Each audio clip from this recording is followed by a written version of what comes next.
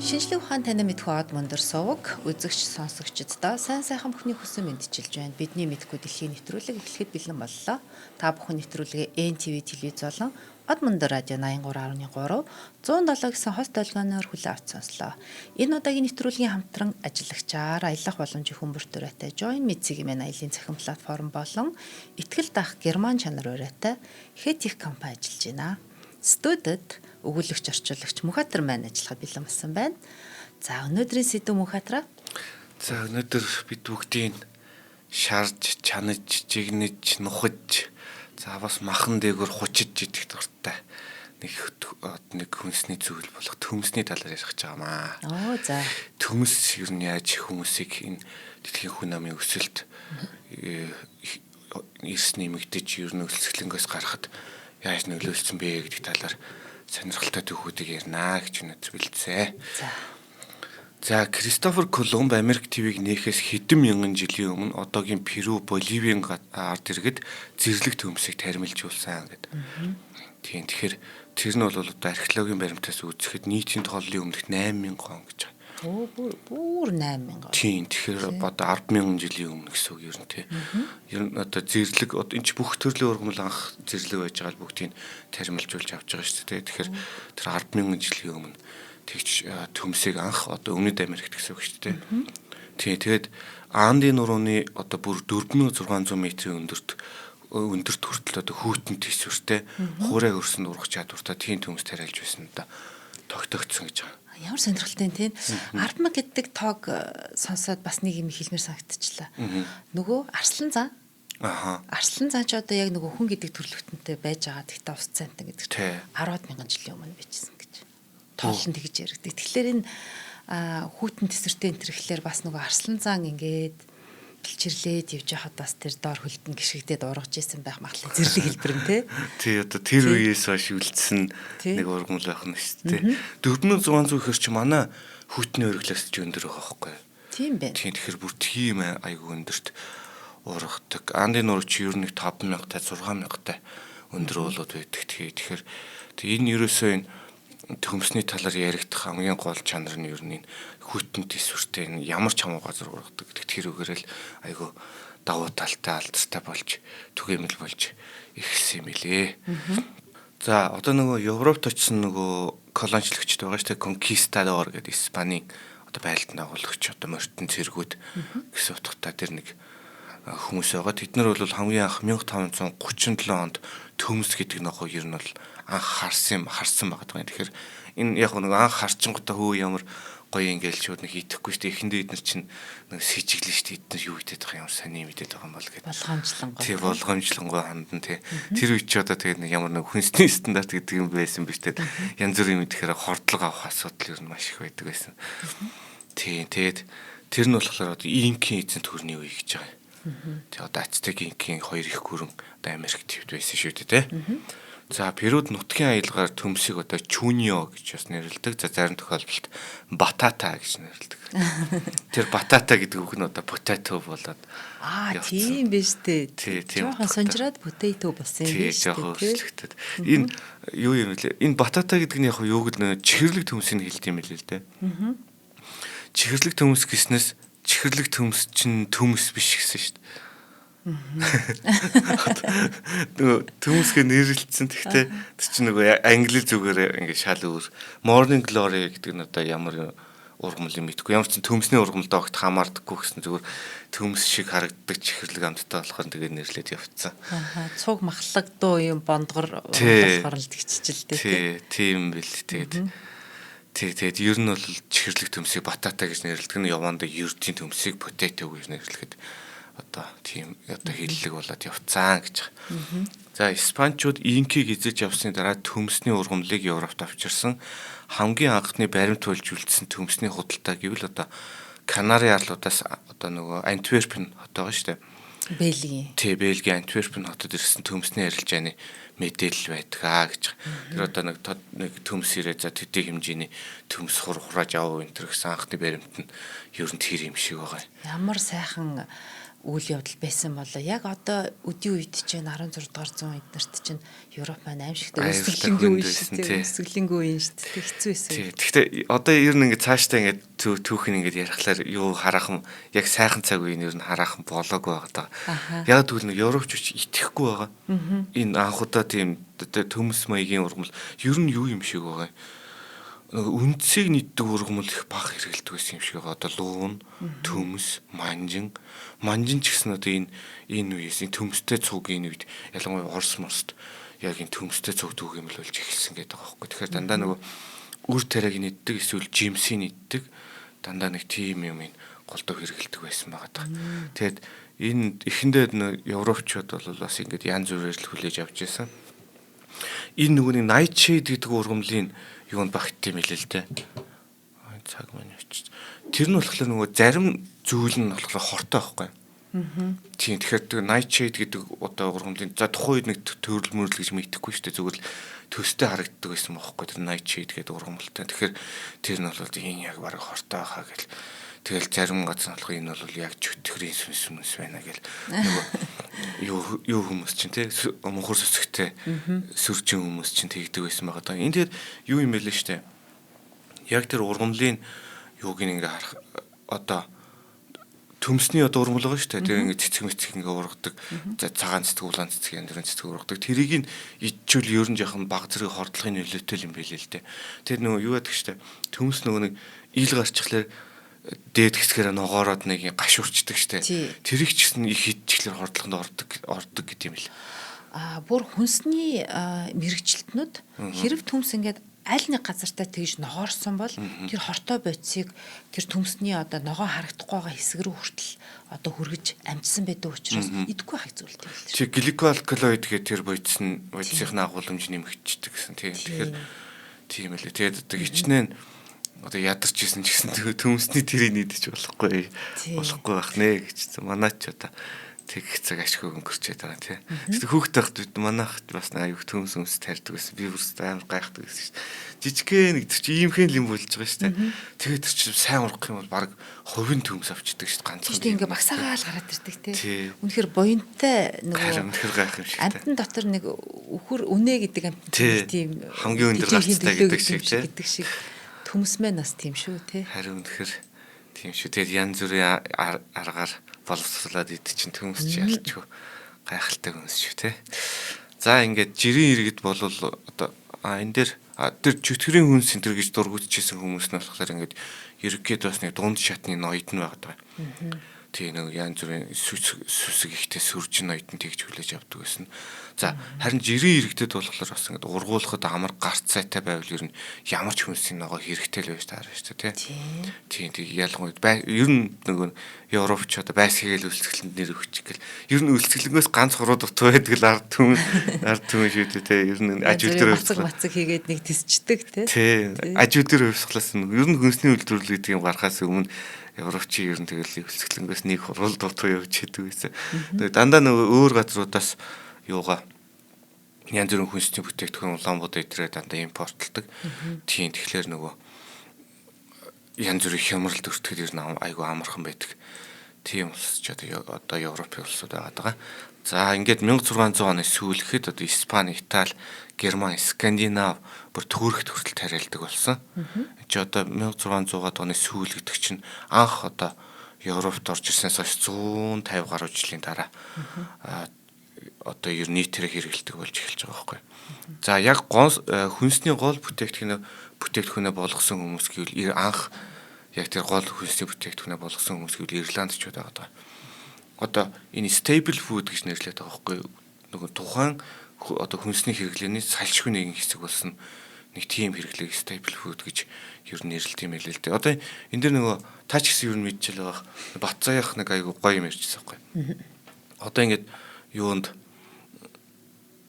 сая Вьетнам нэг очиход хэдүүлэгч ингээл байнга фош хэлэдэл тэгсэн шүү дээ. Тэнгүүд үндэсний хоол гэж ийм хоолыг хэлдэг байхгүй гээд тэгж ярьжсэн. Олдоц ихтэй, хямдхан.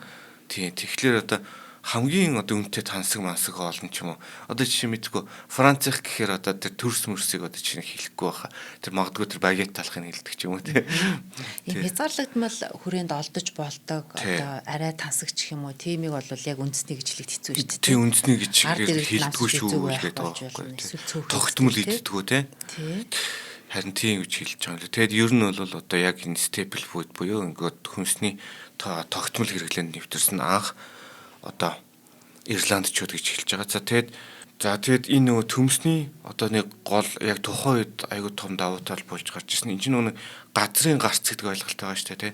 Хэдийн хэмжээний газраас хэдийн хэмжээний хөдөлмөр зарцуулж хэдийн хэмжээний калори гаргаж авч ийн вэ гэдгийг тооцоо шүү дээ. Нарийн дээр ярил тий. Нэгж газраас тий нэгж одоо нэг акр газар газраас гэдэг ч юм уу тий. Тэгэхээр тэр тал дээр ерөөсөө маш сайн хүнс байсан байгаа тухайн үед. За тэгээд Ирландчууд чинь тухайн үед тэгэл тэгэхээр бас ядуул хүмүүс байгаа шүү дээ. Тийм учраас одоо хамгийн одоо тэдний дунд дийлгэрсэн гол шалтгаанууд нь бас тэгж гарч ирж байгаа. Дээр нэмээд энэ гарц цайтаагаас гадна них одоо сүүлийн үеийн сортууд нь тийм болцсон юм уу? Бид нарыг жоохон байхад нэрэл хөрсөнд нэг ийм төмс булаад үзэхэд л ургацсан байдаг гэсэн чинь энэ өөрөө нэг тийм жоохон амьдрах чадвар сайтай юм ургах дуртай ормолах. Яг үнэ ургах дуртай гэдэг үг яг болж байгаа байхгүй тий. Одоо тэгэл тий ер нь гол шалтгаанаас тэгээд байгаа юм л. Энэ чинь нэг одоо нэг хүн амын өсөлтөд нөлөөсөн гол шалтгаан дээр нь тэр ургах дуртай гэдэг чинь яг амар гарч ирэх байхгүй. За тэгээд тэр одоо тийм учраас одоо Ирландчууд маш сайн тохирч ирсэн. Британика нэвтрэхэд тойлж бичснээр одоо 1840 оны байдлаар Ирландчуудын бараг тал нь зөвхөн төмс идчихсэн гэж. Төмсөөр л амь зоогож байна. Зөвхөн төмсөөр амь зоогож ирсэн. Тэгэхээр одоо тухайд чинь бусад амин димээрээ мэдээж дутагддаг шүү дээ. Гэхдээ өсөж өгчээснээс л дээрл байсан байгаа даахгүй. Энэ нэг юуны эзэнт хөрний бодлого, Британий эзэнт хөрний бодлого тэр мөрний одоо бодлоо энэ одоо дарлалтаа тэр бодлогот нь бас асар их зовлон амарч ирсэн ард түмэн болохоор учраас одоо ч гэсэн ер нь бол бас их хорсолтой шүү дээ ер нь британчуудын эсрэг тий. Тийм тэгэхээр тэр одоо энэ нэг аюултай үйл явдал ярих гэдэг нь тэн дээр бас Ирландчуудын бас их энэ британчуудын эсрэг хорсдог болсон нэг шалтгаанаас гарах юм хэлээ л дээ. За ингээд одоо монокулчур гэж яриад байгаа. Нэг төрлийн хүнсний зүйлээс одоо амар одоо асар их хамааралтай болцсон. Энэ дэр нэг аимшигт юм болсон. 1845 онд одоо Phytophthora infestans гэдэг нэртэй одоо эмгэх төрөвчөөс үүсгэгдэг төмсний тахал гэдэг юм гарсан Ирландд. За энэ одоо энэ тахал гарснаас их өлсгөлөнгийн он жилүүд эхэлсэн гэж үздэг. За энэ бол 7 жил үргэлжилсэн Ирландын төмсний өлсгөлөн гэдэг аюултай юм гарсан. Хүн ам нь 20-25% буурсан гэж. Хүн амчуудаа тогтмол өсч ялангуяа тухайн үед чинь нэг айл олон хүүхэд гаргадаг гэдэг утгаараа хүн амч ер нь тогтмол ер нь за 20-25% буурах байтугай 20-25% өсөж явах хэрэгтэй шүү дээ тий. Тэгэхээр өсөлтөө нь ингээд харгалзуулаад бодох юм бол бараг 50% буурсан гэж хэлж болох байгаа байхгүй. За тэгээд 1 сая хүн өсчлөнгөөр нас барсан. Тухайн чинь 6 сая мөн байсан гэдэг лөө. Тий Ирландын тий 1-2 сая гэхэлэр 5-1 ч юм уу тий. Тий тийм хэмжээний хүн өсчлөнгөөр нас барсан. За бас 1-2 сая хүн нь одоо дөрвж алга болсон гэдэг. Энээс бас маш олон хүмүүс Америк руу дөрвж байгаа юм л да. Тийм тэгэхээр энэ төр бас нэг сонин тохиолдол гарах юм лээ. Америкээс үүдэлтэй хүнсний зүйл нь эргээд Ирландчуудыг дагаж Америкт дэлгэрсэн гэдэг. Нэг тийм сонин тохиолдлоос гард юм лээ. Дөрвсөн Ирландчууд Америкт авчиад энэ төмс иддэг соёлыг бүр илүү сайн суурьшуулж гисэн. Тий төмсийг одоо бүр янз бүрээр хэрэгэлдэг тий. Юунд нь болох энэ чинь яг нэг Андын нуруу одоо энэ Перу болив гэхээр нэг Өмнөд Америкт голдоо түгээмэл яваад байгаа шүү дээ тий. Тэгэхээр Хойд Америкт бол бас хараахан тийм түгээл биш байсан юм шиг байна. Тий, тэгээд одоо анхаа авч танилцуулжсэн түүхийн дээр ерөн гарах юм лээ. За хоёулаа нэг хамтран ажиллагч танилцуулж байгаа. За тэгээ. Join Me-гаар сони юу байна да. За манай Join Me цэгмэн платформ ер нь бол наадмын биш цагаан сарынхаа аяллыг ингээд ерөнхийдөө амжилттай борлуулаад дууссан тийм сонир сайхантай байж байна. За тэгээ яг хуу цагаан сарын дугаар гэдэг утгаараа одоо бид нар чинь нөгөө энэ жил за гал морин жилдээ юун дээр илүү төлөрөх вэ гэдэг бас ярмар санагдлаа. За гал морин жилдээ манай Join Me баг маань ерөнхийдөө дотоодын аялал дээр нэлээд их одоо хүч тавина гэж төлөвлөж байна. Яагаад тэгэхээр ер нь бол яг бид нар ингээд гадаадад аялах сонирхолтой маш их хүмүүс байгаад байна. Гэхдээ гадаад бид нар нөгөө одоо аялал жуулчлалын салбарыг одоо айл гэж үзэх юм бол асар их мөнгө ингээд нөгөө гадаадад аялж байгаа хүмүүстэй цуг ингээд гарчаад байгаа байхгүй. Ямар ч улсын дэлхий дээр байгаа ихэнх улсуудын аялал жуулчлалын амжилтаа хөгжүүлж чадсан ихэнх улс орнууд эхлээд тухайн улсын иргэнэ эх оронд нь аялуулах одоо бүх боломжоор нь хангаад өгчдөг бүтээгдэхүүнийг хөгжүүлж өгдөг тийм байгаад идэх. Тий. Тэгэд одоо Монголд болвол одоо үйлчилгээ бол харьцангуй нэг үе одоо гайгүй болчлоо. За тэгээд одоо энэ physical age-ийн эффект гэх юм уу те эний одоо 1-2 жил дахиад явчихад олон нөгөө жуулчийн эрх сургаар дахиад манай аялал жуулчлалын дэд бүтээц одоо нэлээд бас хөгжиж авах шинжтэй байгаад байна. Тэгэхээр тэр эднэрийгээ ч гэсэн бид нар ухтаад монголчуудыгаа эх оронд нь аялуулдаг. За тэгээд эх орон чинь яагаад илүү гоё вэ? Яагаад чи эх оронд аялах ёстой байсан бэ гэдгийг бид нар янз бүрийн контентээр бас хүргэнэ гэж төлөвлөж байна. Тэгээ би нэг л юмд маш ихтэй байдаг. Тэр нь юу вэ гэхээр Монгол эх орноороо явсан аялсан хүүхдүүд за ингээд бидний мэдээж маш олон залуучууд гадаадад бакалавр магистр хийх явдаг шүү дээ.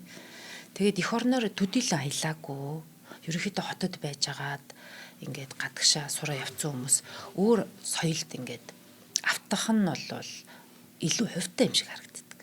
Тийм Солонгост очихоор Солонгос соёлыг илүү ингэж одоо сурталчлах гэх юм уу илүү их сэтгэлдээ гүнзгий хүлээг авчих юм. Одоо ямар нэг юм дархлаагүй. Ер нь тэгдэг тийм. За тэгээ Америкт очихоор Америк л гоё, Европт очихоор Европ л гоё гэсэн нэг юм хандлага байгаад тийм. Монголынхаа үнцнийг мэдэрч амжаагүй тийм евро орчдөг л та тийм. Тэгээд тийм залуучуудыг зохион байгуулалттайгаар бүр 10 жилээс нь ахуулаад тийм энэ эх оронтой ингээд танилцуулах тийм юмыг боловсролын яамнаас нь ч бүр хөтөлбөртөнд тусгаад явуулмаар байгаа байхгүй. Тэгээд ирэхлээр эх орноо үзсэн хүмүүс ч бүр ингээд шаал өөр. Ягаад ч юм одоо би ч бол цэвэр хотод өссөн шүү дээ. Тэгэхэд л тэнд ингээ морь унаал давхиж хахад тий бүр ингээ анх удаага морь унаа давхижсэн би оюутнасаа ингээл одоо би ч анх удаага л оюутан багтаа морь унжсэн. Тэгэхэд л миний ингээд хаанаас ч юм цуснаас л нэг юм ингээд ориглоод байсан тий. Тэрэн шиг тийм юмыг нь мэдрүүлж өгөөд Монгол эх орныхын түүх соёлын сайн ярьж өгөөд ингээд дархлаатай болгож явуулах хэрэгтэй байдаг. Манай Дорнод аймгийн манай Join Me-гийн харилцагч нэг компани яг нөгөө халах голын байлдааны ийм одоо байлдаа болж исэн яг тийм бодит одоо нөгөө нуувч муувчтай газар руу явуулдаг. Тэгээ тэр аялалд ингээд явах гэж байгаа залуучууд хөт чинь ингээд эхлэл эх орны сэдвтэй дуу сонсгод юм байна. Тэгэхээр аяа солиоч ахаа гой дуу тавилдаа мавилдаа гэж тэглэдэг гинэ. Тэгэл тэр халах голын байлдаан болсон тэнд одоо хэдэн цэрэгтэй эх орны чинь тусгаар тогтнолын төлөө яасан ийсэн гэл ингээд бүх тэр юмнуудыг үзүүлчихэл буцаахад тэгэл нөгөө дуугийн тавихад бүгд чимээг болоод ингээ уйлаал эх орны дуу сонсоор ирдэг гэж байгаа байхгүй. Бидэнд ер нь иймэрхүү юм дутаад байгаа. Тийм болохоор бид нар Join Me цэгийн маань одоо ингээд хавраас та нар манай Join Me цэгийн маань гэдэг манай сайтыг сайн эргээрээ манай пэйжнүүдийг сайн дагаараа тий. Тэгэхээр гоё дотоодын сонирхолтой гоё контентууд эх орны чин талаар гоё аяллууд бас одоо бичвэр тий видео зурган контентууд ихээр орно гэж одоо амлах байна да. За баярлалаа. Дотоод аялах чинь төр чухал шүү. За тэгээд Ирландд нэг тийм юм шигтэй юм болж эхэлсэн. Нөгөө ганц хүнснээс юу та байснаас болоод одоо нөгөө хүмүүс бас сонирхолтой л байгаах нөгөө хүн малын одоо өвчин гарна шүү дээ. Тэрнтэй адилхан ургамлын өвчин бас гэж юу н гардаг байхад байгаа байхгүй тий. Гой модны өвчин гэж хүртэл энэ төр гардаг шүү дээ юу н тий. Энд чинь 7 жил үргэлжилсэн гэхлээр хөрсөнд нь л ямар нэг нөгөөтг чинь л аим хөвтэй байгаад байж тий. Тэр ямар юм фитоптора инфекцс гэдэг нэртэй нэг тийм яг мөөгөнцөр гэж тухайд нэрлэж ирсэн байгаад. Гэхдээ мөөгөнцөр биш юм шиг үлээ тий. Нөгөө интерстеллар дээр чинь ганцхан нөгөө нэг эрдэнэч бүх төрлийн үр тарианы ургамал устдаад ганцхан нөгөө нэгэн төрлийн эрдэнэ шиш үлдсэн байх гэж гардаг үлээ. нэг тиймэрхүү үйл явдал гардаг байхгүй. Тэгээд нөгөө тэрнээс болж хүн төрлөختөн чинь нэг өөр гариг мэрэг хайгаад ингээд явчихдаг үйл явдал гараад иддэг шүү дээ. Тэгэхээр тэр яг тэр шиг одоо нэг тиймэрхүү магадлалууд одоо нөгөө дэлхийн мөхлийн янз бүрийн сценариудад ер нь бас яригддаг юм билэ. Бүх ингээд ургамлыг хамарсан тахал гарах боломжтой юм энэ гэсэн. Тиймэрхүү. Тэр дэхтэй бас бодгаар бас амар гоо. Тахлаар бол хүн ингээд дархлаагаар тэмцэж үнцээд ингээд амьд үлдчихэж штэ. Үлсгэлэнгөөр бол тэгээд хүн үхээс өөр аргагүй боллоо штэ. Амар хэцүүл тохиолдол байгаа тий. Тийм дээр нэмээд одоогийн яг өнөөгийн дэлхийд дээр амьдарч байгаа хүмүүсийн хүнсний хэрэглээ бол одоо бид нар хэд ээж аваасаа илүү тий. Одооний хүмүүс биднээс илүү л олон давтамжтай хоол идэт ингээд ш. Тэгэхээр ч одоо өсөглөн хэрвээ энэ ямар нэг тийм гарах юм бол энэ бурхан минь бүр бодгоосч яж. Одоо ингээд би одоо хүн амын өсөлт гэдэг чинь бүр амар бүр экспоненциал төвшөнд бүр амар хийдэх өсөж штэ. Тэгээ нөгөө батаах нөгөө яриад идэх штэ. Одоо ер нь бид нөгөө махны хэрэглээ бол ирээдүйд зөвхөн бараг л нөгөө шримп буюу сам орхоо тэрлүүлж шилжихгүй бол одоо бид нар хагас зэрлэг мах идэж гин гэдэг чинь тансаг мах л идээд байна гэсэн үг шүү дээ. Яванд бол ямар ч их боломжгүй бол 100 жилнээр 150 жилнээр гэдэг ч юм. Тэгтэл шримпний ямар нэг өвчин гарчвал тэгэл бас л аюул болох магадaltaй л байгаа байхгүй тий. За тэгээд ингээд нэг талаараа одоо төмсний ирландчуудыг өлсгөлөнгөөс авраад байгаа мэт боловч төмснөөс хит хамааралтай байх нь ургамлын тахлаар хяарах үндэслэл болж байгаамаа гэж. Энэ бас нэг муухай юм болсон нь юу гэхээр тухайд Их Британий одоо эзэнт хөрний юуны бодлого гэж байгаа. Одоо нөгөө экспортын бодлого гэж байгаа. Тэрний дагуу одоо хүнс мал амтныг экспортлдог байсан. Энэ өлсгөлөнгөөр тэр экспортыг зогсоогоо гэж байгаа байхгүй. Тэгэхээр ерөөсөө ард ирдээс малыг ингээл баг ерөнхийдөө дээрэмдэх шахуу аваад тэгээд нөгөөдөл нь болох ингээд төмсний тахал гарчаад идэг тэрийг нь ерөөсөө олигтой авч хилцээгүй. Тэгээд тухайн үед нэг яг бас нэг арга хэмжээ энэ төр авч илээсэн. Тэгээд тэр нь ерөөсөө энэ хүн амын 20-25% нь буурч чинь гэдэг чинь ерөөсөө үнэхээр олигтой арга хэмжээ аваагүй л гэсэн үг шүү дээ. Тэр үед нэг хоёлаа нөгөө юугаар ярьлаггүй лөө индиачуудын нэвтрүүлгээр энэ ирландчуудад ингэ төмсний өлсгөлэн болж яхад бас ингээд ерөнхийдөө энэ британчуудтай адил дарлагдж байгаа үндэстэн гэдэг утгаараа индианчууд нэг хэдэн доллар хөлөө энэ ирландчуудад явуулж исэн гэдэг шүү дээ. Зовлон нэгтэй. Тий адилхан зовж байгаа тий. Нэг тийм төв байдаг шүү дээ. Тэгээ эднэрийн үүдээс бас тэмцэх чадваргүй байсан болов уу? Тий. Яаж тийм одоо 5 хүний нэг нь өсөглөнгөөр нас барцсан үлдснүүд нь бүр өхийн нагуур л байгаа гэсэн үг ч юу нөгөө эднэртэйгаа буруу бодлого байна та нар инглээ дарлаа марлаа тийм байхгүй чүүвэ ингээл тэгсхийгээд байж исэн л гэсэн үг юм бол тий одоо үнэхээр одоо тэмцэгч тэнхэлгүй болдог ч юм яадаг чи тэгээ тэр чинь бас нөгөө тэмцэлт чинь ямар нэгэн улс төрийн агуулга зохион байгуулалтанд орчмоор тиймэрхүү юм бас байхгүй болохгүй шүү дээ. Тэгэхээр одоо тэрийг нь харьцангуй сайн дарангуйлд юм яа. Ер нь британч чи зөвөн шүү дээ. За тэгээд ийм үлсгэлэнгээр нэг хорооны авс гэж одоо ямар биднэр байлаа. Би орчуулгатай л хорооны авс гэдээ орчуулсан байгаа юм л та. Яадаг гэж нэг хүнийг авсалж байгаа учраас булшруу ингээд тэр хүн ачаад тэр авсыг дараагийн хүн дээр ашиглах гэдэг ингээд аваад явдаг нэг тийм. Бүр тийм авсаа бүр нөгөө recycle гэдэг шиг дахин ашигладаг тийм тохиолдлууд гарч ирсэн гэж байгаа. За тэгээд бүтэн талбай дотроос ганц хувийн төмс гардаг тохиолдол энэ тэр хийгээд аваад ичиж болохоор төмс бүр тийм. Тэр чинь нэг ширхэг төмснөөс нэг хувийн гарах хэрэгтэй. Бүтэн талбайгаас нэг хувийн гарч ирсэн тохиолдлууд энэ тэр хүмүүсийн тухайд ярьж исэн дурсамж одоо тухайд нөгөө сонин хэвлэлээр гарцсан байгаа даа шүү дээ. Тэгэхээр тийм юм гарч ирсэн гэдэг юм лээ. За Ирландын өлсгөлөнгийн тухайд нэг тийм байна. За бусад улсуудад төмс ер нь ямар байдлаар одоо авралын од болж нөлөөлсөн бэ гэдэг талаар ярихад төрийн бодлоготойгоор төмсийг их хэмжээр тариалж эхэлсэн тохиолдол Прус байгаа. Прус гэдэг чинь одоо юу шүү дээ. Одоогийн Хойд Герман болон Оросын одоо Польшийн зарим хэсгийг агуулсан бас хүчрэхэг улс байлаа шүү дээ, тийм. За Прусын ван 2 дугаар Фредрик төмсийг ургац болон татварын орлогыг сайжруулах арга гэж харсан. Энэ 2 дугаар Фредрик бол бас нэг агуу Фредрик гэж ер нь нэрлэгддэг шүү дээ Германы түүхэндээ тий. За харин ард иргэд нь нэг л олигтой хөдөлж өгөхгүй байгааз нэг төмснөөс төмсийг нэг сэжиглээд идэг энэ нэг чөтгөрийн үнэс юу яадаг ч гэдэг чинь тий. Ирландд одоо тийм олон хүүхэд байгааг сонссон л шүү дээ. Тий бас тий багдгүй төмснөөсөө болж өгөх гэдэг ч юм уу тий. За тэгтээ нэг залжин арга сэжсэн байгаа Фредрик болохоор өдөр нь одоо төмсний талбайг амар сүртэй хамгаалдаг. За одоо цэрэг мэрэгэр аягүй сайн хамгаалдаг. Ширнэ болохоор зүгээр өргөчдөг.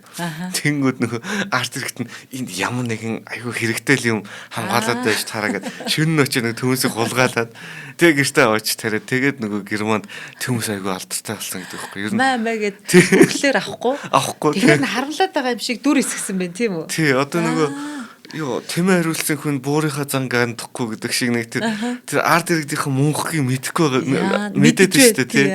Тийм тэгэхээр эднэрт яаж нэг төмсийг тэр чинь Фредерик бол мэдээд байна гэсэн үг байхгүй. Энэ бол яалч хүнсний хувьсгалын хэмжээний ургамал байна. Тийм байна. Тий шинэ хүнсний зүйл байна гэдгийг мэдсэн. Нэг арт иргэдтэй хүлээж авах болохын тулд тий тэгэхээр бас л нарийн ухаас идсэн байгаа шүү. Тэгтэл яг энтэй адил тохиолдолд Оросд гарахад бас энтэй адилхан арга хэрэгжилж чадаагүй л байгаа байхгүй. Оросын тухай удаа ингэж ер нь ярих юм. За энэ маягаар Германы бүс нутгуудад одоо төмсийг өргөнөөр хэрэгжилж эхэлсэн. Прус хүчрхэг болсны нэг том хүчин зүйл нь төмс байсан. Одоо нөгөө Хидэки Тожо нөгөө Японы дарангуйлагч одоо алуурч байгаа шүү дээ нөгөө генерал Хидэки Тожо. Тэрний тухай ярихад Прусаас суралцж ирсэн гэдэг аахгүй Прусын генералуудаас. Нөгөө айхтар милитарист хааш. Тий асар милитарист тий. Милитарист тий Тийм цэргийн хүчрхэг үрийн яаж байгуулж болд юм бэ гэдгийг энэ Прусаас суралцж ирсэн. Энэ нэгж талбайгаас нэгж хүний хөдөлмөрөөс хичнээн олон хүний одоо хүнсийг гаргах боломжтой байна. Төдий олон цэрэг гаргах боломжтой л гэсэн үг ер нь нарийн ярил. Тийм тэгэхээр Прус хүч тухайд аягүй хүчрхэг болж исэн шалтгаан нь энэ. За тэгээд одоо 2 дугаар Фредерикийг заримдаа одоо төмсний хаан гэж нэрлэдэг. За нөгөө булшин дээр нь очиж хүндэтгэл үзүүлнэ шүү дээ тий. Хүмүүс тэгэхээр ингэж цэцэг биш төмс үлдээдэг гэж. Тий, тийм их сонирхолтой хаан нэжээ гэж. За Францад бүр сүүл 1772 онд төмсийг одоо идэхэд аюулгүй гэж одоо тухайн янз бүрийн эрдэмтэн улсууд нь тэгж зарлж байсан. Эдгээр өөр нэлээд хожоо оруулсан биш үү? Тий. Нэг сонин зүйл гэвэл одоо Францад одоо хувьсгал хийгээд эргэн тойрны бүх улстайгаа дайн зарлаад тэр чи одоо ер нь гизүүцсэн шүү дээ нэг хэсэгтэй. Тэгэхээр энэ дунд одоо тэсэж үлдсэн гол шалтгаан бас төмс гэж үздэг. Үгүй манай төмс чи яасан их гол дүр юм бэ тий. Төмс бол түүхэнд айгу том үүрэгтэй байсан байгаа байхгүй тий. За Оросд уг нь бол 18 дугаар зуунаас ч өмнө одоо төмс орж ирсэн. Гэхдээ жирийн иргэд ерөөс айгаад хүлээж авч чадахгүй байсан. Тэгэхээр одоо ер нь ургам юмны үндсийг хэрэглэх гэдэг асуудал ер нь айгу бага байгаадсэн л юм шиг байгаа. За их Петр хаанаас эхлээд агуу Екатерина 1-р Паул хүртэл одоо их цайрууд одоо төмсийг тариалуулахыг оролдож исэн. За 1-р Николаын үед бүр төмс тариалахын эсрэг бослог гарч ирсэн гэж. Тий эднэр чинь нөгөө төмс тариалгээд тараагаад өгчдөг. Гэхдээ яг алийг нийтвэ гэдгийг олигтой хэлэг байсан юм шүү те. Нөгөө дээдлийн хэсгийг нийтээ. Тий. Зарим нь одоо буруу ойлгодог ч юм уу яадаг чинь тийм. Тэгээ эднэр чинь өөрөөр тариачд бас нөгөө янз бүрийн заавар маврыг ойлгоогүй, ойлгохыг хүсэжгүй ч байсан юм уу, дутуу өгд юм уу те. Тэгээд нөгөө дээдлийн нийтэд нөгөө олноороо хүчээсэн гэж бас яригддаг те. Тэгэнгүүт бид нарт ийм хортой юм хариулах гадахтай байдэн гэдэг л утгатай юу гарч илтэй нөгөө эсэргүүцэл тэмцэл. За тэгээ ямар ч гэсэн 20 дугаар зуун бүр одоо 20 дугаар зуун болж ижил одоо нийтээрээ ер нь төмс иддэг болсон байгаа. Тэгэд одоо тэгсний нөлөөгөөр одоо энэ 1700-аас 1900 оны хооронд гээд ярих юм бол Оросын хүн ам бараг 4 дахин өссөн. Ер нь төмс ингэж хэрэглэн тодорхой хэмжээний нэвтэрсээр хагаад. За Оросын хувьд хүн амын өсөлт гэдэг нь маш чухал. Асар том газар нутагтай. Тэр газар нутгийг эзэлж суух хүн ам байхгүй бол тэр чинь одоо шинэ Япон ямар нэг байдлаар орж ирлээ гэж бодоход ямар ч хүн амгүй цэрэг мэрэггүй газар чинь доор нь ингээд эзлээл явчих штэ. Тэгээ ер нь ураалын нуур хүртэл ямар ч цаад байхгүй штэ. Ер нь бол тийм юугаар ярих юм бол тийм дайн тулааны утгаар нь ярих юм бол за Азид бол одоо Хятад Мин улсын үед орж ирсэн. Одоо Мин улсын үед гэж манай Мантгад Затбат Мөгтаяаны юу гэсэн үг шүү дээ тийм. За тэр үед бол орж ирсэн. Гэхдээ бүр 20 дугаар зууны дунд үе хүртэл ерөөсөө нэг тийм сүртэй дийлгэрээгүй. За тэгжээтэл бүр яа харахгүй зайлшгүй дийлгэрэх шаардлага гарч ирсэн нөгөө Маогийн их үлсгэлэн үе. Тийм тэр үлсгэлэн үе одоо дараачаас төмс тариалт эрс нэмэгдсэн. Одоо ингээд ерөөсөө 30 гаруй жилийн хугацаанд буюу 1993 он гэхэд Хятад төмсний ургацаар Европыг давж гарсан гэж. Энэ төмс нэр үнэхээр гайхалтай те. Дэлхийн хаана л үлсгэлэн Асуудал гараад ингээд бүр гал асан тэнд л очиход төмсөл гол дүр тоглол асуудыг шийдсэн. Тэнд одоо төмсөд аврагчийн үргийг аврагчийн үргтэй тий. За Пруссийг буюу одоо Германы хүчрэг болох үндсийг бараг л тавьчихсан байна. Францын хувьсгал тисжүүлдэх үндсийг тавьчихсан байна. Оросууд одоогийн энэ том газар нутгт дээр эзэн сух энэ ялангуяа Сибирийн фронтир гэж байгаа байхгүй. Сибирь аслагдсан тэр газар нутгуудад одоо том одоо гацаа тосхнууд бий болж тэнд ингээд янз бүрийн цэргийн жижиг гарнизонууд үүсэх одоо нөлөөг тавьчихсан гэж байгаа. Оросыг бий болгоход хязгаар нутгуудыг хамгаалалтаа олгоход эзэн хийчихсэн байна тий. Аха. Одоо Мао одоо тэр хятадыг эзэлсэн эзэн одоо тэр том улсаа тогтоом одоо коммунист улсаа тогтоом барихад бас нөлөөлсөн байна. Тэгэхээр үнэхээр дэлхийн төвхөнд бас том нөлөө үзүүлсэн хүнсний ургамал бол яалчгүй төмс байгаа тийм тий. За төмсний давуу талыг ерөөхдөө хоёул яриад байгаа. Гэхдээ одоо нэгтгээд нэг ирчээ гэж бодож байна. За дээрд хэлсэн одоо их талбайгаас баг колор гаргаж авна. За энэ тал дээр баг бүх төрлийн үр тарианаас илүү гэж. Ижил хэмжээний талбайд одоо ургуулсан улаан бууданаас 4 дахин их калори гарч явах боломжтой гэж. За тэгтээ яг нэг үр тариан чинь бас өөрийн гэсэн давуу тал байгаад байгаа шүү дээ тий. За муу цаг агаар чанаргүй хөрсөнд сайн ургадаг. Дуртай гэдэг нэг. Ургах дуртай гэдэг. Ургах дуртай гэдэг тий. Үр тарианы ургамал ургахгүй сэрүүн уулархаг газруудад ургах чадвартай эсрэг хадрахыг хөрсөнд маш бага одоо хурд тундас орсон ч гэсэн ургаж идэг гэж. За бас төмс нь одоо үндсэндээ байдаг учраас ган гачиг гентийн хүйтрэлт хийсвэртэй. Цасан шугаараа муурах болдог ч юм уу тий. Үр тариа чи нөгөө дээр байж байгаа учраас нэг ингээ хэрүү цохол унахад л жоохон асуудал үүсэх гээд байдаг бол эн чин хөрсөнд ороо ингээ сайхан уучаатай үлгийдөгөө ингэж яадаг байна шүү дээ. За одоо нам хурааж авах төгсөн шүү. Би ингээ болгох гээд байгаа шүү. Тэгтээ тисэж байгаа шүү гэж байгаа. Нэг өгөрцөн шигомиго гэсэн янз бүрийн юмнууд нөө юуны ургамал өчөөлдөл будаа болно шүү дээ. Байцаа ч аюу хурд мөчдөг шүү дээ тий. Тийм байгаад байгаа. Тэгэд энэ нөгөө нэг юу одоо Ирланд, Шотландд Ирланд ч айгүй намгархаг. Шотланд ч болохоор айгүй уулархаг. Тэгэхээр нэг тийм уулархаг буюу одоо энэ юуны Литвийн одоо тэр бас айгүй намгархаг газрууд байгаа даа шүү дээ. Тэр мөр газруудад ингээд тариалах боломжтой болно гэдэг чинь тэр хавийн хүн ном ингэж бүүн болж өсөх бас гол магадлал нь болоод ирсэн байхгүй. Үндсэндээ ямар ч хэрэггүй байсан газрууд бүгдээрээ төмсний тариалгын газрууд болж хөрсөн гэсэн. Улаан будаа ургадаггүй, юу ч ургад нарийн ногоо ч юм тиймэрхүү юм ургадаггүй тийм газруудад ерөөсө төмс тариалж эхэлсэн. Тэгэхээр энэ бол нөгөө газрын гарц гэдэг юм. Үндсэндээ тэг гарцтай байсан газрууд гинт бүр амар өндөр гарц одоо калорийн гарцтай болж хувирсан гэсэн үг. За дээрэс нь нүдэх тэрэмдэх шаардлагагүй зүгээр газараас аваад чанаад шараад идэх. Тийш дээ нэрээ тий. Маш том давуу тал юм. Амар том давуу тал. Тийм ээ. Одоо тэр термэр мич үйлдвэрлэх инээ дээрээ процесс тий. Хүн хүч цаг хугацаа нарийн тоног төхөөрөмж. За тэр чи эхлээд хураан, дараа нь цайруулна, дараа нь одоо нүдэн, тэгээд тэрэмдэн, тэгээд гурил болгоно гэхэд энэ болгон чи калори алдчихж байгаа шүү дээ тий. Тий. Тэгээд асар их нөгөө хүн хүчний зардал цаг хугацаа орох нь байна. Эний харин хадгалалт л жоох хэцүү гэж магадгүй. Тий, хадгалалт. Хадгалалтын талаар нэг юм би бэлтгэсэн билүүгүй лөө тэр. За хоёлаа цаг арай болоогүй нэ тий. За нэг 5 минутын дараа хоёлаа тэр ажиллагч ярьчихд болох юм байна. За ихэнх сортын төмөс одоо 3-аас 4 сарын дотор ургачихдаг. За үр тарианаас хамаагүй хурдан гэсэн үг энэ ер нь бол. Тэг үр тариалахлаас 5-аас 6 сар байдаг ч юм уу тий. Тэгэхээр одоо дулаан цаг агаартай газарт нэг жилд хит удаа ургах цавчих боломжтой. Ургац муутай жилч гэсэн төмс маш сайн калори өгдөг гэж байна. Үн чинь ургадаг хугацаа нүртэл богинох юм биш үү тий? Тий. Айгуу сайн ургадаг шүү дээ. Ер нь манай аавч ер нь төмс тарьдаг. Тэгэхээр ер нь хамгийн сүүлд төмсөө тарьдаг байхгүй. Ер нь яг тэгвэл хожоохон хоцорсон ч гэсэн эртхэн шиг авчих боломжтой. Лаал өрчөд болчт юм байна тий. Тий. Тэгж одоо шимт хэмжээлийн хувьд гэвэл одоо 250 г чигэнсэн төмсөнд 28 г одоо нүүрс ус агуулдаг, 2-аас 3 г уурга агуулдаг, 12 мг цэ аминдам агуулдаг гэж байна. Харин цэ их гэсэн шүү. Тий.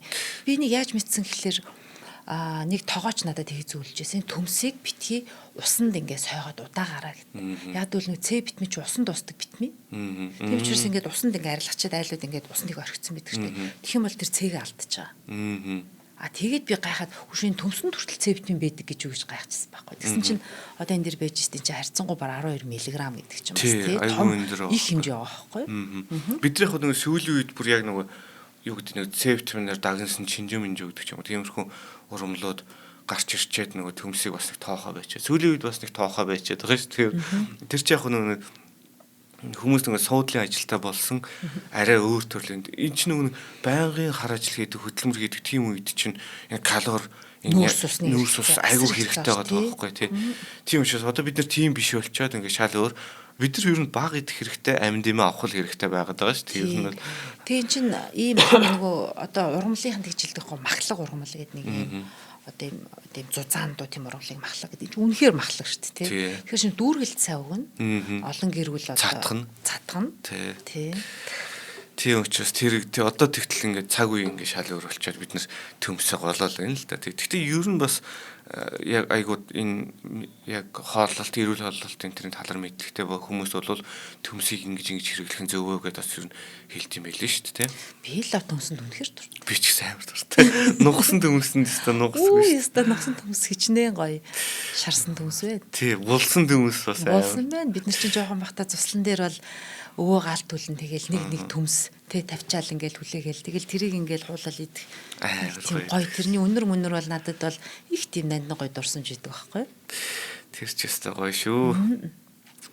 За ингээ саяны одоо 28 г, 2-3 г одоо 28 г нүүрс ус, 2-3 г уурэг, 12 мг С амин гэсэн шүү дээ, тий. Энэ нь бол цагаан буддаан тэгтэл эсрэгээр яадаг гэхээр нүүрс ус нь их буюу одоо 60 г агуулдаг. Гэхдээ янз бүрийн уурэг амин бараг байхгүй. Юуны хувьд одоо хүнд хэрэгтэй тэр нөгөө нэгдлүүдийн хувьд арай баялаг байх гэдэг юм. Тийм байна тий. Тэгэхээр одоо бид нар одоо орчин цагт бол ийм хүнсний үйлдвэрлэлтэй цаг үед бол нүүрс усаар дутагдана гэж бараг л байхгүй. Угаасаа нүүрс усаар одоо илүүддэг болчоод бид нар кето гэдэг дайет одоо дэглэм барьж иж нүүр буюу нүүрс усаа хорж иж одоо юу яадаг болчиход турдаг болчиход байгаа шүү дээ. Турна гэдэг чинь эрүүл байх гэдэг тийм. Тэгэхээр ер нь бол 250 г будаа идсэн 250 г төмс идсэн хоёрын төмсний илүү бараг л хэрэгтэй болж таараад байгаа байхгүй. Тэгэхэд тийм шүү дээ. Арай баялаг юм байна. Тий, арай янз бүр олон төрлөөр биед хэрэгтэй тий. Тий. Харин тийм би будаан дүр үнэхээр дуртай гэнэ будаага будааны хооронд ядаж төмс идчихээ гэдэг юм яа. За яг дутагдaltaй юм гэвэл одоо өөх тос бол төмс нь байхгүй. Тэгэхээр одоо янз бүрийн сүү шоштой хамт хэрэглүүл тэнцвэртэй хүмүүс болно гэж байна. Ирландчууд энийг айгуу гоё шийдсэн байна гэж байгаа байхгүй. Цөцгийн тус сүүтэй одоо чансан төмс одоо төмсөд ингэ чанаж манай шаарч маа ч юм уу тэгж хэрэглэдэг болцсон гэдэг байгаа. Тийм. Уусаа нусан төмсөнд сүү хийж иддэг хийгээд. Яг зөв тийм. Янз бүрийн болчдөг тийм. Тэгэд ингэж одоо цэцгийн тус одоо сүүтэй хамт одоо тэр бэлтгэсэн төмсөг болохоор ядуу хүний мах гэж нэрлэдэг байсан гинэ. Тийм үү. Тийм. Манжин байхад тэгээд одоо саяны ярьсан шиг сүү маслаар амталцсан тэр гоё жорын их сайхан тааруулсан носон төмс бол өөрийн мэддэг шаардлагагүй санагддаг. Тийм ер нь бол би бол тийм л дуртай одоо тийм төмсөнд тийм. Тийм одоо нөгөө бид нар нөгөө янз бүрийн тослог юм идэхлээр ингээ баг зэргийн ингээ биологи мэдрэмжийн дээр авна шүү дээ. Тэр чинь яг нэг өөгтсний хэрэгцээний ер нь хангагдаж ийн гэсэн үг шүү дээ. Тэгэхээр тэр мэдрэмжийг одоо нөгөө дан төмс хийснээс нэг гоё ингээ маслтай юутай сүүтэй идчих юм бол нэг арай өөр төрлийн цадах мэдрэмж ингээд аваад идэх шүү дээ. Тэгээ бар дан төмс идснээ бодоход тэгэхээр тэрийг нь бол Ирландд ядуу хүний мах гэж нэрлэдэг байсан байх нэ. Тэгэд эргээд нөгөө нэг одоо нөгөө нэг за Ирландчуудын одоо колончлолт гэж юу аах вэ зүгээр суур шигчд гэж нэрлэе те. Тэр суур шигчд одоо эргээд Хойд Америкт очихдаа төмсийг бүр ингээд харьцангуй боловсронгуй төвшөнд хүрэгдсэн байдлаар тэгж Америкт аваачиж очсон. Тэгэд ер нь бол одоо тэр 19-р зууны сүүл үед одоо төмс одоо их нутагтаа эргэж ирэхдээ харьцангуй боловсронгуй төвшөнд хүрсэн ер нь ирсэн гэж ер нь ярьд юм бэл. Тийм байна те. Тий. За тэгээд калорийн ашигтүүл гэж ер нь одоо ер нь яриад байгаа юм л да. Түрүүн би нэг ярьсан. Хураан цайруулан тэрэмдэн гэсэн. Эднэр бол бүүн ажил. Тэгэхдээ шууд газраас аваад хэрэглэнэ гэхээр чинь нөгөө тэгж нөгөө тамир тэнхээ алдахгүй учраас нэг хүн одоо олон хүнийг тэжээх шаардлагатай болчихж байгаа. Тийм байна. боломжтой болж байгаа тийм. За хоёулаа нэг хамтран ажиллагчаа танилцуулчих. За тэгээ. За өнөөдрийн манай хамтран ажиллагчаар Итгэл даах Герман чанар Хэтих гэдэг компани ажиллаж байна. За эднийх яадаг байгууллага гэхлээр тавилгын жижиг одоо тоноглолууд үйлдвэрлэдэг гэсэн. За тэр дотроо бүр ингээ өнөөдөр онцолж ярих хоёр тоноглол болохоор нугас, шургуулганы зам хоёр. Тий. Аливаа нэрэл ингээ ботход аливаа тавилганы хамгийн их хөдөл одоо ашиглагддаг гэх юм уу ажиллагаатай байдаг хэсэг бол энэ хоёр байгаа даа шүү дээ. Тэгээ энэ хоёр дээр л одоо арай нэг жоохон бодож байгаа сонголт хийчих юм бол тавилгынхаа насыг хамаагүй уртсгадаг. Нэгдүгээрт уртсгах гэдэг нь яагаад уртсгах хэрэгтэй байдаг вэ гэхлээр хүн тавилгаа солих, гэрээ тавилгажуулах гэдэг одоо энэ үйл явдал хүний амьдралд их олон биш л дээ. Тийм шүү дээ. Ялангуяа минималист хүн бараг нэг тавилгаараа насыг варна л гэж үзэн шүү дээ. Тийм. За ялангуяа бид нар чинь нэг тийм нүүдэлчин сэтгүүтэй байгаад шүү дээ. Тавилгыг бол тийм бие л үдэ тийм. Нэг ингээл тийм боллоо гэдэг далиндуулаа тавилгаа солиод байх тийм шаардлагач байхгүй. Ерөөсөө тийм сонирхолж байхгүй. За тэгээ тийм учраас нөгөө дээр нэмээд за одоо бид нар ингээд хичнээн өргөн удам сайхан том Монгол нутагтай билээ гэсэн авчиг өнөөдөр нийслэл Улаанбаатар хоттой хүн амын хэдэн үн амьдарч байгаа байлаа те. Хотч л сүүлийн үед ганцхан Монголд биш ер нь дэлхий дээр асар хурдцтай хотжж байгаа. Ингээх тусмаа нөгөө нэгж талбайд бид нар ч олуулан амьдрах хэрэг гараад ирт те. Тэнгүүт одоо юу гэдгийг ингээд нэг айл залуу хос байлаа гэхэд нэг ийм талбайд очин тэнгүүт тэр бэлэн байгаа тавилгын авчраа тавихаас илүүтэй яг нэг өөрсдийнхөө хэрэглээ шаардлагандаа таарсан орчин үеийн одоо бидний залуусын хэрэглээг хангасан тэр гоё тоноглоор хийчих юм бол урт настай бөгөөд таны тав тух байгаа. Тэгэхгүй бол ингээл тавилгаа онгойлгох тооронд муухай дуурдаг. Эсвэл ингээ хөдлөөд идэг. Тийм харахад бүр айгүй гоё тавилга байгаад тэр жижиг тоноглолоосоо болоод ямбирцэн байвал энэ айгүй хэцүү шүү дээ. Тийм шүү дээ. Тэр нөгөө тоноглол нь буруу байгаад одоо чанаргүй байгаад ирэхлээр үндсэн тэр нөгөө хаалга байдаг юм уу тэр юм хүмүүнийхээ эдлэгийн төртөл нөлөөлөд идэг шүү дээ.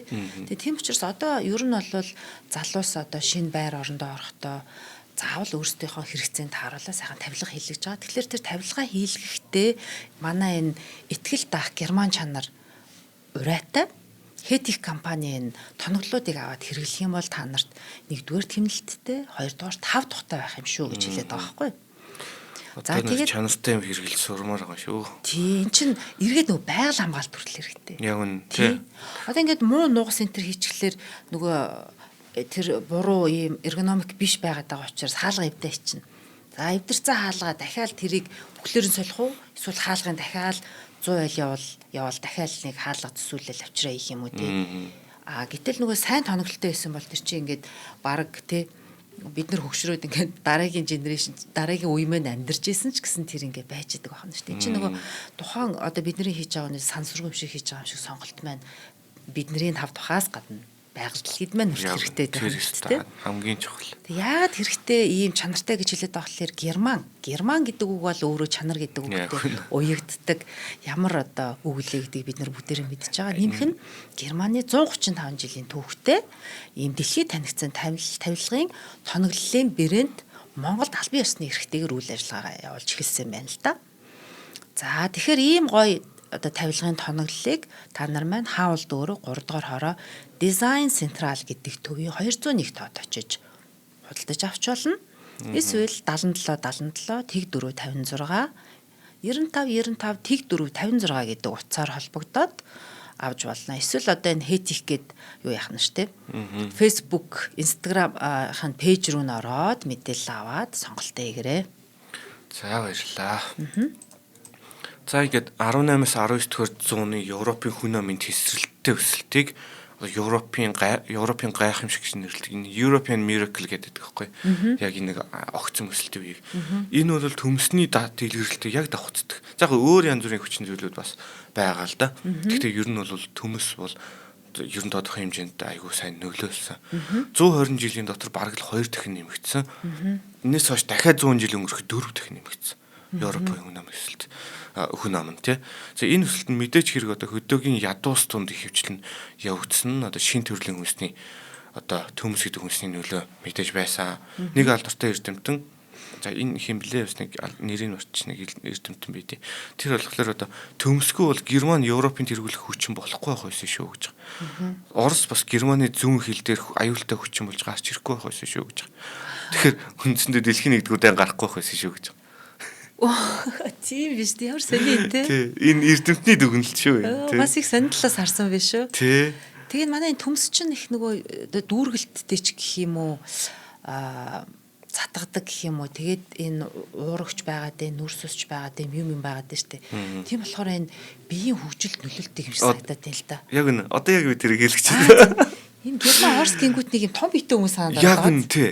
Тухайн үед Германы бүс нутгад ирчүүдийн дундаж өндөр Европын бус ирчүүд илүү болсон гэж байгаа. Тэр тий. Одоо ингэ шимт хижээл сайтай өссөн үеийнх нь бид нар одоо ялангуяа манай үеийнх айгу мэдрэгдэх байхгүй нэг 90 он чи яг нөгөө юм хоор байсан нэг дэлгүүрийн барамаараа юу ч байхгүй шүү дээ тий.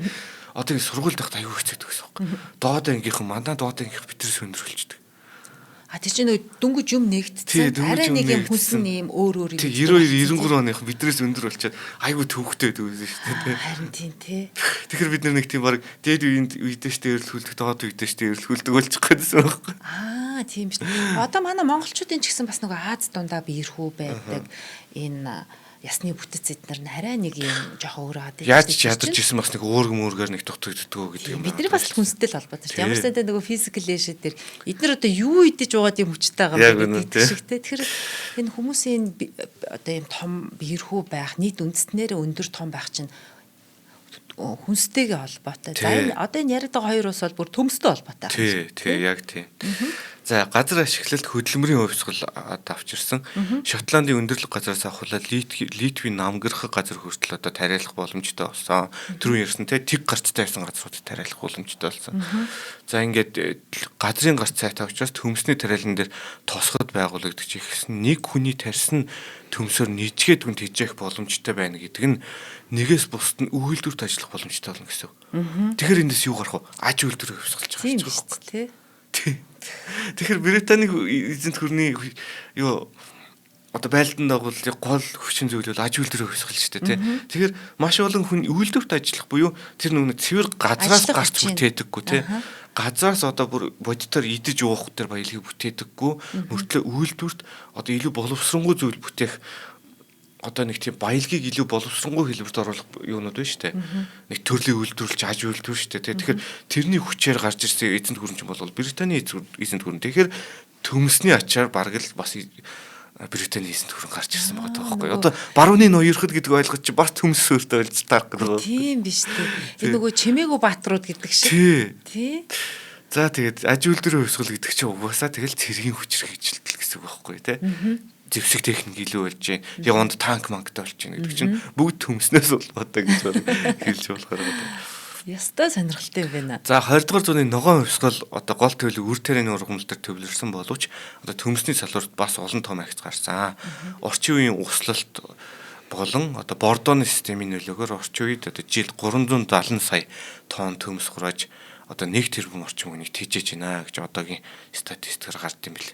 1960-аад оноос хойш хамгийн хурдтай нэмэгдсэн хүнсний голлох түүхийд бол төмс мөн гэдэг.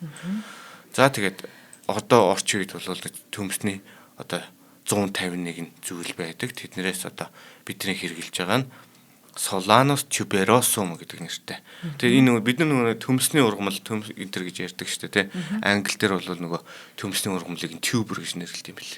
Тэгэхээр энэ бол энэ үгнээсээ tuberosum гэдэг үгнээсээ гаралтай юм байлээ. За тэгэхээр төмс одоо дэлхийг өлсгөлөнгөөс яаж аварсан бэ гэдэг түүх маань юм байна. Ста сони юм за мистер Батата юм биш анхныхын нэр бол тий. За ноён Батата бол дэлхийг ингэж гоё бүр дараагийн том хувьсгал одоо өсгөлийн ядуурлаас гаргаж авсан. Ер нь төмсөнд би дуртай хэрнээ энэ талаас нь харж байгаагүй юм байна. Одоо өнөөдрийн сэдвт би маш их баярлалаа Мухатраа их сонирхолтой байлаа сонсоход. За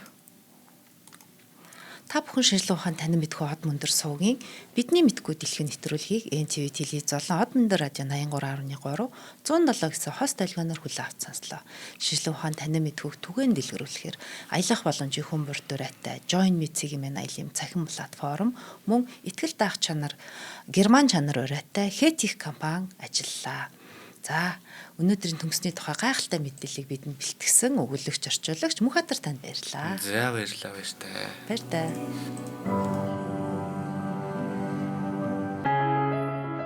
Нэвтрүүлгийг хүлээн авсан Нарны аймгийн монголчуудаа баярлалаа. Одмондөр сувг нь энэ мэдчлэн таны мэдхүй мянган нэвтрүүлгийг 2026 оны 7 сарын 1 хүртэл та бүхэндээ хүргэх юм. Их хэлээрээ шинжлэх ухаан танин мэдхүйг түгээх нь үлсэд нэгтгэх хүсвэл та бидэнд хандив өгөх боломжтой. Жилдээ ганцхан удаа 100 мянган төгрөгөөр биднийг дэмжснээр шинжлэх ухаан танин мэдхүйг түгээх энэ үйл хэрэг амжилттай үргэлжлэх юм. Одмондөр нэр дээрх Худал ажлын банкны дансага 4191 Тэг 4518. Та 100 мянган төгрөгөөр шилжүүлэхдээ гүйлгээний утга дээр нь өөрийн нэр болон утасны дугаараа заавал бичээрэй. 100 мянган төгрөг хандалснаар Одмондөр сувгийн алтан гишүүн болох юм а. Шинжлэх ухаан танин мэдхгүй Монголд ялах болтугай.